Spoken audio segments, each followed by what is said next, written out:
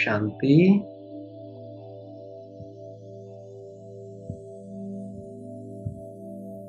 ओम शांति। ओम शांति।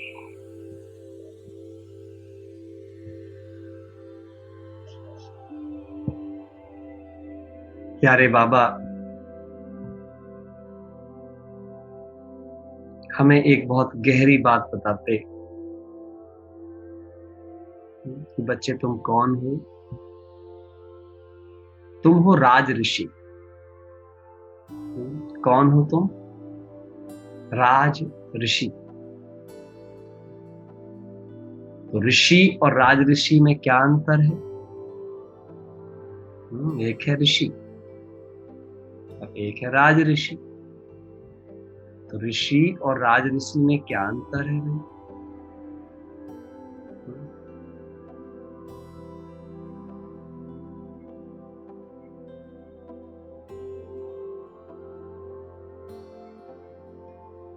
जानते हैं ऋषि और राज ऋषि में क्या अंतर है?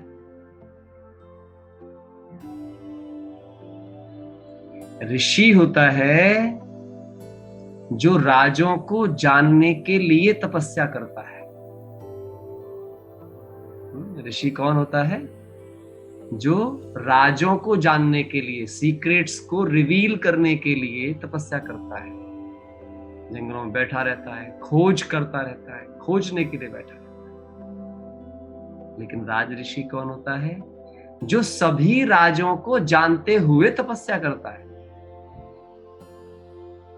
ना। हमें तो बाबा ने सारे राज बता दिए ना, सृष्टि के आदि मध्य अंत का ज्ञान दे दिया, सारे राज बता दिए। बच्चे तुम क्या थे, तुम क्या बन रहे हो, तुम्हारा पिता कौन है, मैं भगवान कैसे हूं, तुम आत्मा कैसे, सब समझा दिया उसने। हम सभी राजों को जानते हैं। एक है राजों को जानने के लिए तपस्या करना, उसे कहेंगे भटकना। एक है राजों को जानकर तपस्या करना, तो पथ मिल गया है, बस चलना है। इसीलिए राज ऋषि ऋषि से श्रेष्ठ है।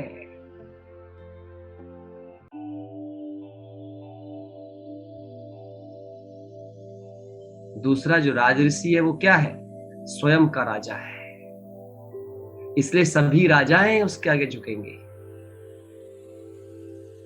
हम सब कहते रहते हैं वो मेरी बात नहीं सुनता, मेरी माँ मेरी नहीं सुनती, कोई बोलता है मेरा पति मेरी नहीं सुनता, कोई बोलता है मेरी बहन मेरी नहीं सुनती। जिनके मन में भी ऐसे संकल्प आते हैं, मैं आपको अपने अनुभव से बता रहा हूं, मुझे भी ऐसे संकल्प बहुत ज्यादा आते थे, है ना। जब हमारे संबंधों में कोई हमारी बात नहीं सुनता है या कोई हमारा अनुरूप नहीं चलता है तो बहुत परेशान करते थे।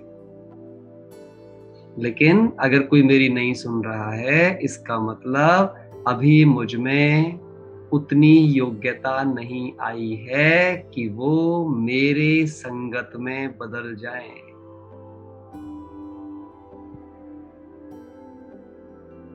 अब प्रैक्टिकली सोचो, जैसे ही आप आग के पास जाते हो तो आपको गर्माहट लगती है या नहीं लगती? आप अपने वीडियोस में हाँ ना कर सकते, लगती है ना। आग के पास जाते हो, पानी के पास जाते हो तो ठंडक लगती है या नहीं लगती? हवा चलती है तो महसूस होती है नहीं होती? मीठा खाते हो तो उसका मीठापन महसूस होता है नहीं होता? हर चीज को सोच के देखो आप। प्रकृति का हर तत्व जैसे ही आपके करीब आता है अपना अनुभव कराता है। अब हमारा शरीर भी प्रकृति से बना है और मैं आत्मा 7 गुणों से। लेकिन मेरा प्रभाव, अगर मुझ में दिव्यता आ गई है, यदि मैंने अपनी प्रकृति को दान की प्रवृत्ति में चेंज कर लिया है, सदा दाता का रूप मैंने धारण कर लिया है, क्या ऐसा हो सकता है कि सामने वाली आत्मा को अनुभव ना हो? सामने वाली आत्मा को सिर्फ तब आपसे अनुभव नहीं होगा जब आप भी उससे कुछ इच्छा रखेंगे अपने कंफर्ट के लिए। वातावरण को बदलने के लिए बहुत गहरा शब्द है जो बाबा हमेशा कहते, त्याग जरूरी है। त्याग। जिनके अंदर त्याग बहुत है, जिनके अंदर सेवा का भाव बहुत अधिक है, जिनका प्रेम अनकंडीशनल है। एक्चुअली लव होता ही अनकंडीशनल है। जिस पर कंडीशन लग जाए वो लव नहीं, अटैचमेंट है। प्रेम में कभी कंडीशन नहीं होती। लव बिल्कुल निस्वार्थी होता है। और यदि आप ये सोचते हो ये ऐसा करते हैं ना तो मेरा लव कम हो जाता है, ये अच्छा काम करेंगे तो मेरा लव अच्छा हो जाएगा, आप मुझे सोच के बताना। मैं सारे भाई बहनों से एक बहुत अच्छा प्रश्न पूछ रहा हूं। प्रेम की जरूरत किसे ज्यादा है? जो अच्छा कर्म कर रहा है या जो बुरा कर्म कर रहा है? पूछो अपने से। ज्यादा दर्द में कौन है? जो अच्छा कर्म कर रहा है या जो बुरा कर्म कर रहा है? बट हम प्रेम देते किसको है? जो अच्छा कर्म कर रहा है। जबकि प्रेम की हीलिंग चाहिए किसको? जो बुरा कर्म कर रहा है, क्योंकि वही अंदर से खाली है। और हम ये कहते हैं ये कर्म ही ऐसा करता है, मैं कैसे प्यार करूं?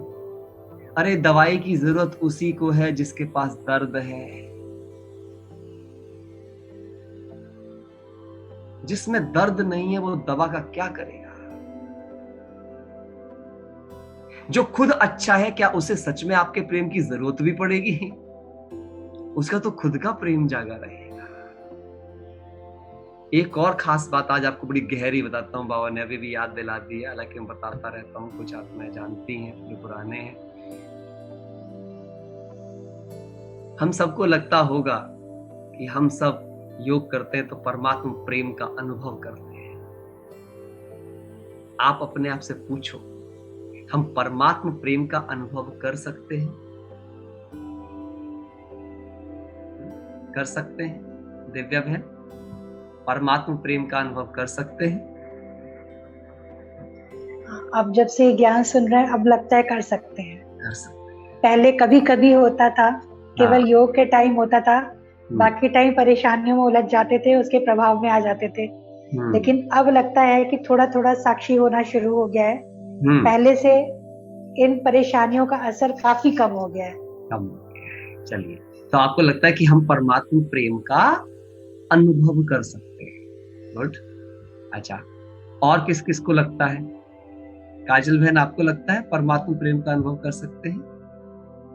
करते हैं आप परमात्मा प्रेम का अनुभव? अपने को अनम्यूट करिए।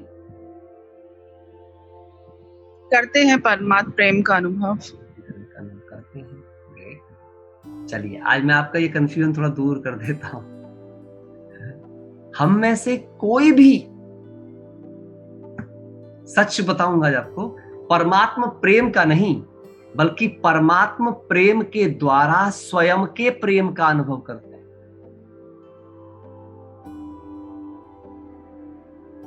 मैं क्लियर करता हूं इसको। जब आप अपना मोबाइल चार्जिंग पर लगाते हैं तो आपका मोबाइल सोर्स की कैपेसिटी पर चार्ज होता है या अपनी बैटरी की कैपेसिटी पर?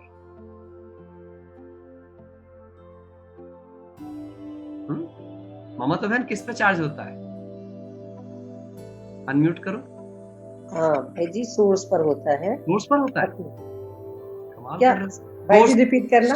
मैंने पूछा, कोई भी मोबाइल अपनी कैपेसिटी पर चार्ज होता है या सोर्स की कैपेसिटी पर? नहीं, मेरी जितनी कैपेसिटी है, तो आत्मा की जितनी है, नहीं है तो वो उस परमात्मा से उतनी कैपेसिटी प्राप्त करेगा, चार्ज करेगा। इसका मतलब मेरी जितनी है, मेरी क्षमता के अनुसार। बस बस बस बस, अभी सुनो।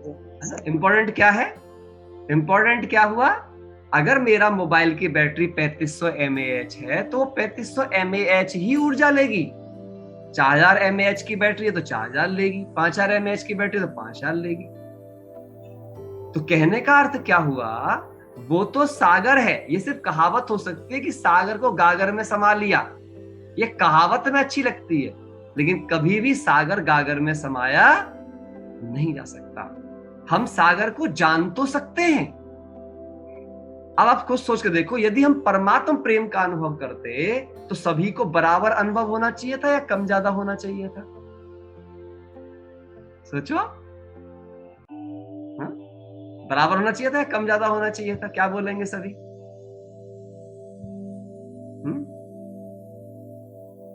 कैसा होना चाहिए था कविता बहन? बराबर या कम ज्यादा? बराबर होना चाहिए। हाँ? लेकिन क्या बराबर होता है? नहीं। यही बात बता रही है कि जिसका जितना कनेक्शन, आत्मा खुद प्रेम का स्वरूप है। अब क्योंकि हम आत्मा को भूल गए थे, इसीलिए आत्मा के प्रेम को भी भूल गए थे। फिर प्यारे बाबा हमें याद आए, तो बाबा के साथ जैसे ही कनेक्शन जुटा तो मुझ आत्मा को मेरा आत्मिक स्वरूप याद आया, तो मुझे मेरे ही प्रेम का अनुभव होता है जब मैं परमात्मा से कनेक्ट होती हूं। और हमें क्या लगता है, परमात्मा, अरे वो तो सागर है, सर्वशक्तिवान है, उसकी शक्ति तो अथाह है। वो मेरी शक्तियों को जागृत करता है, वो मेरे गुणों को जागृत करता है। तो मैं आत्मा अपने प्रेम का, अपने सुख का, अपनी शांति का, अपने आनंद का अनुभव करती हूं, लेकिन प्यारे पिता परमात्मा के द्वारा। इसलिए ये कहने में आता है, जो भी हमें सुनने में मिलता है, कि परमात्मा, हमने परमात्मा प्रेम का अनुभव किया, ऐसे गाने भी बन गए। लेकिन सच तो ये है कि हमने परमात्मा प्रेम के द्वारा स्वयं के प्रेम का अनुभव किया। तभी तो बाबा कहते हैं, बच्चे, नंबरवार पुरुषार्थ अनुसार। यदि मैं परमात्मा प्रेम का अनुभव करती तो वो तो सबके लिए फिर समान ही होता, क्योंकि उसके अंदर कम ज्यादा हो ही नहीं सकता था। जैसे हम सभी, ध्यान से समझिए, सूर्य जब निकलता है तो क्या हम सब सूर्य की शक्ति जिस लेवल पर होती है उस लेवल पर अनुभव करते हैं, या हमारे सेंसेस जिस लेवल पे काम कर रहे होते हैं उस लेवल पर हम गर्मी का या सर्दी का अनुभव करते हैं? आप देखो, एक व्यक्ति होता है जिसे बहुत गर्मी लगती है, और एक व्यक्ति होता है जिसे बिल्कुल गर्मी नहीं लग रही होती। तो अगर सूर्य जितनी गर्मी दे रहा है उतना ही टेम्परेचर हर एक एक्सपीरियंस कर पाता तो सबको बराबर ही होना चाहिए था। लेकिन क्या ऐसा होता है? नहीं, क्योंकि सूर्य तो एक ही जैसा निकला हुआ है। वो ऐसा तो कर नहीं रहा है कि मेरे घर पे अलग गर्मी भेज रहा है, आपके घर पे अलग गर्मी भेज रहा है, ऐसा तो है नहीं। तो उसी प्रकार प्यारे पिता परमात्मा तो ज्ञान भी समान देते हैं, सुख भी समान देते हैं, शांति समान देते हैं, लेकिन हम कितना ले पाते हैं? हमारी कैपेसिटी क्या है, हमारा कनेक्शन कैसा है, उतना। तो समझ आया सबको? आपसे पहले क्या सोचते थे? मैंने बाबा के प्यार का अनुभव किया। बाबा के प्यार का अनुभव करते ना तो बाबा जैसे कब के हो गए होते। लेकिन हम सब बाबा के प्यार के द्वारा, अब सपोज करो किसी ने अपनी बैटरी तब तक लगा के रखी जब तक कि पूरी चार्ज हुई, और कोई कोई तो लगाता रहता है, निकालता रहता है, लगाता रहता है, निकालता रहता है। तो अगर आपकी बैटरी लगती रहती है, निकलती रहती है, तो चार्जिंग डिस्चार्जिंग तुरंत होती रहेगी ना। अच्छा, और कोई ऐसा जो लगा के ही रखता है, उसे पता है भाई जब तक फुल चार्ज नहीं हो जाएगी हटानी नहीं है, उसे कहते हैं निरंतर योगी। तो चेक करो, योग लगाने वाले योगी माना लगना हटना, लगना हटना, लगना हटना, और योगी जीवन वाला लगे हुए हैं। अच्छा, अब सोचो किसी की बैटरी ना थोड़ी सी चार्ज हो, थोड़ी सी, बेचारा डर डर के काम करेगा। कॉल भी किसी को करेगा तो डरता हुआ करेगा कहीं बीच में बंद ना हो जाए, कोई और एप्लीकेशन यूज नहीं करेगा, है ना। और जिसकी फुल चार्ज हो वो खूब वीडियोस देखेगा, सारे ऐप खोल के रखेगा, कॉल भी करेगा, सब कुछ करेगा। तो बाबा क्या कहते हैं, बच्चे, बैटरी कैसी चार्ज रखनी है? कल की मुरली बाबा ने बोला ना, कैसी बैटरी चार्ज रखनी है? फुल चार्ज रखनी, फुल चार्ज रखनी। तो आज से इसको भी समझो, ज्ञान की ना क्लैरिटी बहुत चाहिए।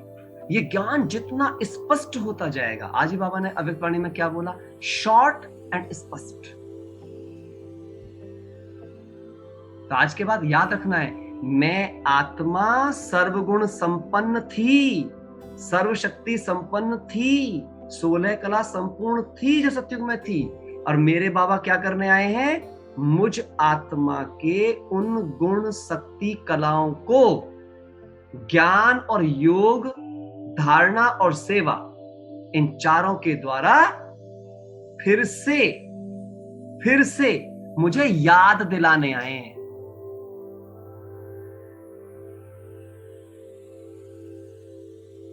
मुझे याद दिलाने आए हैं, मुझे इमर्ज कराने आए हैं।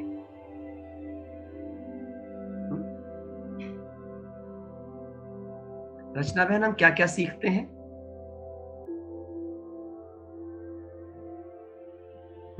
रचना बहन, अच्छा कनेक्शन वीक हो गया है। ओके,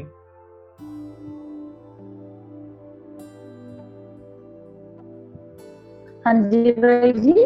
हम क्या क्या सीखते हैं?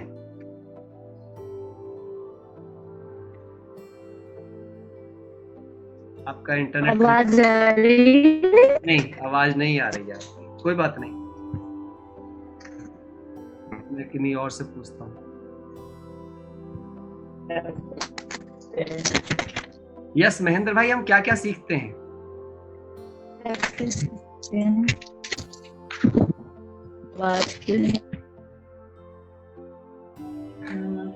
आत्मा का, परमात्मा का, ड्रामा का सब ज्ञान सिखाते हैं बाबा। सीखते हैं सिखा रहे हैं हमको बाबा, हमको सिखा रहे हैं। दिव्य गुणों का, दिव्य गुणों और ज्ञान हमको सिखा रहे हैं। ग्रेट, ग्रेट, बिल्कुल सही बताया, बिल्कुल सही बताया। अच्छा, अभी हम जानेंगे रश्मि बहन, हम क्या क्या सीख रहे हैं? जीवन जीने की कला सीख रहे हैं। हम जीवन जीने की कला सीख रहे हैं। और कोई बताएंगे हम क्या सीख रहे हैं? हाँ, लोपा बहन क्या सीख रहे हैं? सच्चा कर्म योगी बनना है। सच्चा कर्म योगी बनना सीख रहे हैं। ग्रेट। हम कुछ नहीं सीख रहे हैं, उसी के भाई याद दिला रहे हैं। हम सिर्फ इमर्ज कर रहे हैं, हम कुछ सीखते ही नहीं है। बाबा इमर्ज कर रहे हैं। हमारा जो ज्ञान मर्ज हो गया था, बाबा उसको आके वापस से सिर्फ याद दिला रहा है। हम, ये ज्ञान कुछ नहीं है, ये मर्ज और इमर्ज का ज्ञान है। मर्ज हो गया, इमर्ज करा रहे हैं बाबा। बाबा आए हैं फिर से हमको क्या कराने के लिए? इमर्ज कराने के लिए, जो सब कुछ हमारा मर्ज हो गया था। और अभी फिर क्या होगा? जैसे संगम युग खत्म होगा, द्वापर कलयुग का ज्ञान सब हमारा फिर क्या हो जाएगा? फिर से मर्ज हो जाएगा। इसलिए बाबा को हर कल्प आना पड़ता है इमर्ज कराने के लिए। तो ये चक्र क्या है? ये मर्ज और इमर्ज का चक्र है, भूल और अभूल का खेल है, बाबा बोलते हैं। हाँ, समझ आई बात? हम कुछ सीखते नहीं है, एक्चुअली हम सब बस इमर्ज कर रहे हैं। We are emerging. बाबा से योग लगाया, इंट्यूटिव इंटेलिजेंस जागा और हमारी पूर्व स्मृतियां आनी शुरू हो गई हैं। हाँ, पर जागता कैसे हमारा ज्ञान? जब बाबा आके इनपुट डालता है तो वो मेरे पुराने ज्ञान को जागृत कर देता है। तभी तो बाबा बोलता है, जो इस खानदान के होंगे वो निकल आएंगे।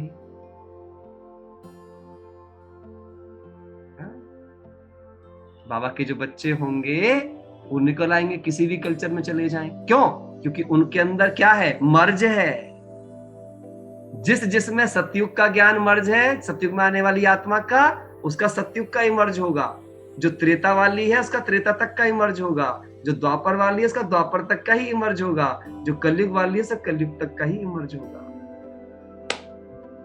ये ज्ञान है मर्ज और इमर्ज का, याद रखना। ये सब छोटे छोटे कंफ्यूजन्स होते हैं ज्ञान में। अब से पहले सोचा ऐसे? मोहम्मद बहन सोचा ऐसे? ये बाबा की गहरी गहरी बातें, इनको समझना पड़ता है। समझना पड़ता है। बाबा ना कभी कोई बात साधारण नहीं कहते हैं। हम मुरली सुन लेते हैं साधारण रूप में, पर बाबा कभी कोई बात साधारण नहीं कहते। सागर है वो, हमें समझना चाहिए। आपको पढ़ाने वाला टीचर कोई आम टीचर नहीं है कि जो कोई भी आया है कुछ भी कह रहा है और हम सीख रहे हैं। नहीं, वो बहुत विशेष है। विशेष तो क्या, मैं उसे विशेष शब्द कहना भी छोटा है उसके लिए। सागर के लिए क्या विशेष लगाएंगे हम, सागर तो सागर है।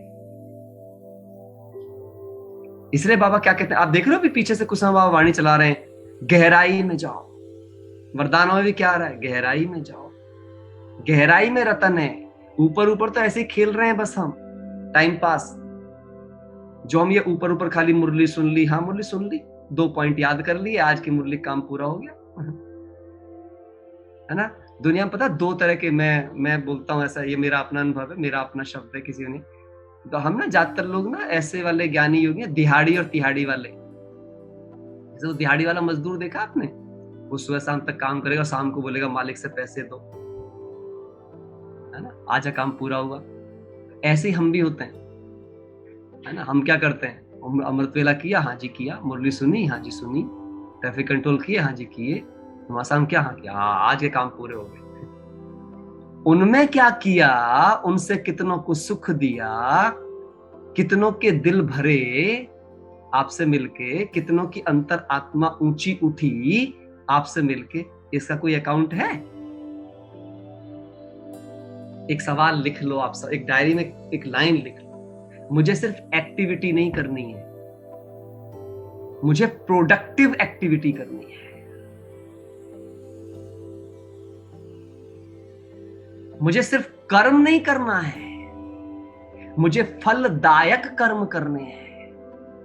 फलदायक। यदि किसी कर्म का परिणाम मुझे पसंद नहीं, वो कर्म मुझे चुनना ही नहीं। जब भी कोई कर्म करने का मन में आए, सबसे पहले पेपर पे लिखो इस कर्म को करने के परिणाम क्या क्या हो सकते हैं। यदि कर्म के परिणाम पसंद ना हो, कृपया वो कर्म ना करें, वरना बाद में शिकायत करते रहेंगे, मैंने ऐसा कौन सा काम किया जो मेरे साथ ऐसा हो रहा है। देखो एक बात आप याद रखो, जो कुछ भी आपके साथ हो रहा है वो आपने किया है, बाबा ने नहीं किया है। चाहे अच्छा हो रहा है चाहे बुरा हो रहा है, क्योंकि कर्म का फल आत्मा के साथ है, परमात्मा के साथ नहीं है। और कर्म आपने किया है तो चुकाना भी आपको पड़ेगा, परमात्मा आके नहीं चुकाएगा। इसलिए बाबा कहते बच्चे, रहम और आशीर्वाद मांगने की कोई बात है ही नहीं, कोई बात है ही नहीं रहम आशीर्वाद की। बाबा ने बहुत रहम किया है। हाँ सही बात है। चलिए अभी कौन कौन सवाल पूछना चाहते हैं? नितिका बहन का हाथ उठा हुआ है। नितिका बहन, यस, अपने को अनम्यूट करो। नितिका बहन, जिनको सवाल पूछना है वो अपना हाथ उठा देंगे। जी, ओम शांति भाई जी। ओम शांति बहन, बोलिए। हाँ जी, वैसे तो सॉरी मैं कई दिन से मिस था अमृत वेला। कल किया, कल बहुत अच्छा लगा और अनुभव किया, जैसे पहले हम रोज अमृत वेला करते थे कि आपने बाबा का आवाहन करवाया, वो मतलब जो आपने जिस विधि से कराया बहुत अच्छा फील किया, ऐसे जैसे सागर की लहरें अंदर समा रही हूँ वैसे लगा, बहुत अच्छा। मैंने बताया भी जहाँ जो बाबा के बच्चे हैं, मैंने कहा बहुत अच्छा करते हैं, आप भी उठा कर किया करो। तो मेरा क्वेश्चन ये था, जैसे आप बोलते थे कि जो होंगे देवी कुल के वो ही आएंगे जी, वो ही निकलेंगे, क्या मतलब कोई नए नहीं सुधर सकते और नहीं कोई आ सकता जैसे हम नहीं सुधर सकते? नहीं, अच्छा सवाल है आपका। ये बहुत बच्चों का सवाल होता है, क्योंकि वो ड्रामा में शक करते हैं, है ना। तो ड्रामा में जब आप ये शक रखते हैं तब आपके मन में सवाल उठता है, लेकिन ड्रामा में कल्याणकारी है, सब सुधर सकते हैं। आप सुधर के देखो, आपको भी मौका मिल रहा है, आपको बाबा ज्ञान सुना रहा है, ज्ञान समझा रहा है, तो तो आप उतनी हिम्मत दिखाओ। कब कहा बाबा ने कि आप सुधर नहीं सकते? अगर सुधर नहीं सकते तो बाबा ज्ञान क्यों सुनाता? लेकिन सवाल ये है, ये समझना इंपॉर्टेंट है कि जिस आत्मा का जितना ज्ञान मर्ज हुआ है उसका उतना ही इमर्ज हो सकता है। आप ये एक ऐसी बातें कर रहे हैं जैसे, क्या ऐसा नहीं हो सकता कि 12 से 3 के बीच में, दिन के बीच में 12 से जब 3 बजे तो रात हो जाया करे और रात के 12 से 3 में दिन हो जाया करे? ऐसा हो सकता है क्या कभी? जब टाइम फिक्स है, दिन के बाद रात, रात के बाद दिन, और बिल्कुल उसी तरीके से आएगा। मैं आपको थोड़ा सा क्लियर करता हूँ। ये ड्रामा का क्वेश्चन है एक्चुअली आपका, आप इनडायरेक्टली मुझे ड्रामा का क्वेश्चन पूछ रही हैं। मैं आपसे बड़ा अच्छा सवाल पूछा है, मैं थैंक यू नितिका बहन, आपने बहुत अच्छा सवाल पूछा है। मैं सभी को क्लियर कर दूं इस बात को। चलिए, आज बहुत अच्छा सवाल ये है। आप मुझे बताइए कि यदि ये प्रूव करना हो कि ड्रामा हूबहू रिपीट होता है तो कैसे इसको हम प्रूव कर सकते हैं? जो कल्प पहले हुआ वही होगा, ये कैसे प्रूव होगा? मैं बता ही देता हूं क्योंकि पूछूंगा तो टाइम लगेगा। देखिए, आप एक आम का बीज बोइए धरती के में, उससे क्या पैदा होगा? आम ही आएगा ना। और पहले जब बीज बोएंगे, पहले जड़ें बनेंगी, तना बनेगा, पत्ते आएंगे, टाल टालियां आएंगे। और अगर उसे एक बार में 10 साल लगा है, आप जितनी बार भी उस बीज को धरती में बोएंगे, हर बार उसे कितना टाइम लगने वाला है? 10 ही साल लगने वाले हैं। और प्रोसेस भी वही रहने वाला है उसका, सेम, कोई चेंज नहीं होगा। हाँ, बीज चेंज होने पर फल की क्वालिटी चेंज हो सकती है। लेकिन अब आ जाते हैं वापस। अब यहां पर इस सृष्टि का बीज कौन है? परमात्मा शिव, सृष्टि का बीज। जब बीज हर बार कांस्टेंट है तो उससे पेड़ हर बार कौन सा निकलेगा भाई? सेम ही निकलेगा ना, या बदल सकता है पेड़? अगर सीडी बार बार, आपके पास कोई एक मूवी की सीडी है, बार बार उसी मूवी की सीडी को डालो आप, तो बार बार वही मूवी दिखेगी या एक ही मूवी में 4 मूवी दिखनी शुरू हो जाएंगी? अब यहां पे एक सवाल उठता है, ब्राह्मण बड़े तेज होते हैं सवालों के मामले में। सारे ब्राह्मण सर, अगर जब सब कुछ फिक्स ही है तो फिर पुरुषार्थ क्यों करना? जो भाग्य में होगा मिल जाएगा, है ना? उठा होगा ना, फिर बहुत सारे लोगों में सवाल ये भी उठा होगा, फिर पुरुषार्थ क्यों करना, जो कुछ हो। लेकिन बाबा ने कितनी बढ़िया बताई, क्योंकि ये ज्ञान मर्ज और इमर्ज का है। क्या आपको याद है कि कल्प पहले आपका क्या पद या पोजीशन था? वो याद ना रहना पुरुषार्थ करने का आधार है। वो पुरुषार्थ वापस से अपनी उस स्थिति को याद करने के लिए है। इसके लिए थोड़ा सा और गहरी एक चीज पे जाता हूं। जब ड्रामा की चीज चली गई है, बाबा हमारी कभी कभी तुलना करते हैं भस्मासुर से। कहते हैं बहुत सारे, पता जब बाप बोलता है ना, जो भी कुछ मुरली में बोलता है वो ब्राह्मणों से बोल रहा होता है, पड़ोसियों से नहीं बोल रहा होता है, बाहर वाली आत्माओं से नहीं बोल रहा होता है। बाबा अगर मूर्ख कह रहा है तो समझ लेना आप ही वो कह रहा है, वो किसी और को नहीं कह रहा है। वो आलसी कह रहा है, वो कुछ भी कह रहा है ना, लाज रखने की बात कर रहा है, लाज गंवाने का हमें कह रहा है। वो हम बच्चों से बात कर रहा है, वो किसी और से बात नहीं कर रहा है। तो बाबा कभी भस्मासुर तुलना करते हैं। तो भस्मासुर का ऐसा कौन सा गुण था जिसके कारण से बाबा हमारी तुलना उससे कर रहे हैं? आप पता है भस्मासुर को क्या वरदान था? उसने तपस्या की शिव की, और उसे वरदान मिल गया कि जिसके सिर पे हाथ रखेगा और बोलेगा भस्म, तो वो भस्म हो जाएगा। हा? पता है ना? जिन्होंने सुनी है कहानी, वो अपना वीडियो में हाँ में ना में जवाब दो। हा? क्योंकि मैं सबसे वैसे नहीं पूछ सकता, क्योंकि आवाज करूंगा तो डिस्टरबेंस ज्यादा हो जाएगी। ठीक, सही बात है। हाँ, सुनिए ना सबने कहानी। भस्मासुर हाथ किया, बाद में विष्णु जी आए, डांस किया मोहिनी रूप लेकर के, और उसी का हाथ उसके सिर पे करा दिया और भस्म बोला, और फिर वो भस्म हो गया। अब यहाँ पे ब्राह्मण कैसे खुद को भस्म करते हैं और दूसरों को भस्म करते हैं? याद रखना, जो भी आप में से ड्रामा को पुरुषार्थ से पहले रखना दूसरों को सिखा देते हैं, वो दूसरों के जीवन बर्बाद कर देते हैं। ड्रामा में होगा तो हो जाएगा, भाग्य में होगा तो हो जाएगा, जो होना होगा वो हो जाएगा। जो इस तरह के शब्दों का प्रयोग दूसरों के समक्ष करते हैं, उनको प्रेरित करते हैं ऐसा बनने के लिए, वो उनको भस्म कर रहे हैं। और जो स्वयं में भी ड्रामा को कर्म से पहले रखना शुरू कर देते हैं, उनका हाथ उनके सिर पे आ चुका है, अब वे भी भस्म। इसे कहते हैं भस्मासुर। तो ये एक्टिविटी कभी मत करना, कभी किसी को मत कहना कि ड्रामा को आप पुरुषार्थ से पहले रखें। पुरुषार्थ के बाद ड्रामा सूट होता है, ना कि ड्रामा से पुरुषार्थ होता है। हाँ, ड्रामा कल्याणकारी है उस पुरुषार्थ के अंतर्गत। गिरना, संभलना, चलना, ठोकर खाना, समस्याएं पार करना, जीतना, हारना, ये सब आएगा, इसी में आनंद है। कोई ड्रामा एंटरटेनिंग तभी बनता है जब उसके अंदर तरह तरह की प्रक्रियाएं हों। अगर एक ही जैसे हो जाएं, सारे ही हीरो हो जाएं, कौन उस मूवी को देखेगा, कोई विलेन ना हो तो। ये समझना बहुत महत्वपूर्ण है। तो ड्रामा इसलिए कल्याणकारी है। ठीक है नितिका बहन, क्लियर हुआ? इसलिए आपका जो पद है, जो पोजीशन है ना, वो कल्याणकारी है। भाई जी, हम पुरुषार्थ करके मतलब जो कल्प पहले बने थे वही बनेंगे।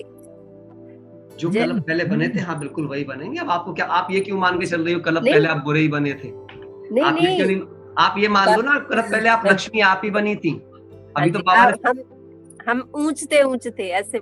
ऐसे सोचो आप। आज के बाद यही मानो कि सेकंड नंबर की कुर्सी मेरी ही थी ब्रह्मा के बाद। किसने मना किया है? अभी तो ब्रह्मा ने फिक्स की भी नहीं ना कुर्सी। आप में दम है तो लेके दिखाओ, सीधी सीधी बात है, वो तो मना करता ही नहीं है। ये बात समझ में नहीं आई थी। हाँ। वो कह रहे थे पुरुषार्थ करके हम आगे बढ़ेंगे, मतलब आगे इससे बढ़ेंगे जो अब है, मतलब पहले हमें ये समझना ये जरूरी है कि पुरुषार्थ आप करेंगे। आप कभी कई बार देखना, आप में बहुत सारी आदत ऐसी होंगी जिन्हें जीतने का मेहनत आप बहुत सालों से कर रहे हैं लेकिन नहीं जीत पा रहे हैं, मेहनत कर रहे हैं। तो इसका कारण क्या है? इसका कारण क्या है कि यानी कि वो आदत मेरी कितनी गहरी है, उसके लिए कितना। अब सोचो, एक तरफ हम कैसे कंपैरिजन करें ब्रह्मा से। ब्रह्मा ने जीवन भर एक भी बार कोई गलती करी, मतलब दोहराई ही नहीं उसने। पहले तो उसने तो की ही नहीं। आप सोचो, वो तो अज्ञान काल में उसने कभी गुस्सा नहीं किया, और हम तो ज्ञान में आने के बाद भी गुस्सा करते रहते हैं एक दूसरे के ऊपर। उसने तो एक धक से अपना सब कुछ त्याग दिया, सब कुछ। अपने लौकिक बच्चों को 1 रुपया नहीं दिया, 1 रुपया नहीं दिया। अपनी पूरी पूरी संपत्ति यज्ञ में लगा दी। है किसी में दम आप में? करो। तो पुरुषार्थ को समझना है। आकर्षण हमारा क्या है? प्राप्ति। हम ऊंचे क्यों नहीं बन सकते? बिल्कुल बन सकते हो, करके दिखाओ। रोका किसने? ज्ञान सेम दे रहा है बाबा, मुरली सेम सुना रहा है बाबा। अब अगर मैं सोचूं, अभी मैं खुद बता रहा हूं आपको, मुझे पूरे 27 ईयर्स हो गए हैं ज्ञान में आए। 93 में मैं ज्ञान में आया था, ठीक है, 27 ईयर्स हो गए। अभी मम्मा 27 साल में लक्ष्मी बन गई। क्या मैं मम्मा कहीं भी पहुंचा भी?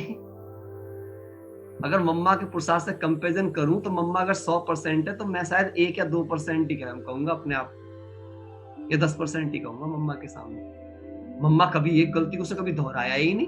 हमसे तो गलती 2-2 बार भी हो जाती है, 3-3 बार भी हो जाती है। आप सोच के देखो। तो इसलिए ये समझना है, हम सभी आत्माओं के ये महत्वपूर्ण नहीं है बहन कि हमारा पार्ट क्या है। महत्वपूर्ण ये है क्या मैं अपने पार्ट को अमर कर सकती हूँ। जैसे मैंने कल भी एग्जांपल दिया था, किसी मूवी में ये इंपॉर्टेंट नहीं है कि हीरो का पार्ट क्या है, कॉमेडियन का पार्ट क्या है, साइड हीरो का पार्ट क्या है। इंपॉर्टेंट ये है कि जो पार्ट उसे मिला है, क्या उस पार्ट को वो अमर कर सकता है। तो आप जो भी पुरुषार्थ कर रहे हैं उस पुरुषार्थ पर ध्यान दीजिए। बस ये मत सोचिए कि मैं क्या बनूंगी, मैं अच्छी बन पाऊंगी नहीं बन पाऊंगी। हमेशा यही सोचिए कि मैं बेस्ट बनूंगी, क्योंकि अगर आपने ये नहीं सोचा कि आप बेस्ट बनोगी तो और भी गड़बड़ होने वाली है। नहीं, ये तो निश्चित है, लेकिन नहीं बहन सुनो, रुको। अगर ये निश्चित है ना तो ये सवाल ही नहीं उठेगा जो उठा है। सबसे पहले ध्यान देना, जिसको ये निश्चित हो गया कि मेरा तो ऊंचा ही पद है, वो कभी ये सवाल पूछेगा ही नहीं। ये सवाल पूछते ही वो लोग हैं जिनको लगता है कि मेरा क्या होगा, क्योंकि उनको डर होता है। बार बार कोई मतलब क्वेश्चन उठाता है ना, फिर अपने अंदर भी आ जाता है, खुद में तो कोई क्वेश्चन उठाता बार बार। इसका मतलब प्रश्न लग गया ना, प्रश्न चिन्ह। हाँ जी। तो डाउट आया, संशय आया, विनशंति, निश्चय रहा, विजयंती। ठीक है।